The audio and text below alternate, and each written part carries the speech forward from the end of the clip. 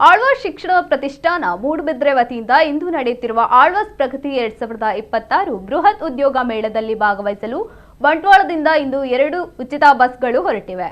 ಬಂಟ್ವಾಳ ಕ್ಷೇತ್ರದ ಶಾಸಕ ರಾಜೇಶ್ ನಾಯ್ಕ ಉಳಿಪಡಿ ಅವರಿಂದ ಉದ್ಯೋಗಾಕಾಂಕ್ಷಿಗಳ ಅನುಕೂಲಕ್ಕಾಗಿ ಉಚಿತ ಬಸ್ ವ್ಯವಸ್ಥೆ ಕಲ್ಪಿಸಲಾಗಿದ್ದು, ಬಿಸಿ ರೋಡಿನ ಶ್ರೀ ರಕ್ತೇಶ್ವರಿ ದೇವಸ್ಥಾನದ ಬಳಿಯಿಂದ ಬೆಳಗ್ಗೆ ಬಸ್ಗಳು ಹೊರಟಿದ್ದು, ಉದ್ಯೋಗಾಕಾಂಕ್ಷಿ ಯುವಕ ಯುವತಿಯರು ಹೆಚ್ಚಿನ ಸಂಖ್ಯೆಯಲ್ಲಿ ಈ ಸೌಲಭ್ಯದ ಪ್ರಯೋಜನ ಪಡೆಯುವ ಹಿನ್ನೆಲೆ ಮೂಡುಬಿದ್ರೆಯತ್ತ ಪ್ರಯಾಣ ಬೆಳೆಸಿದ್ದಾರೆ.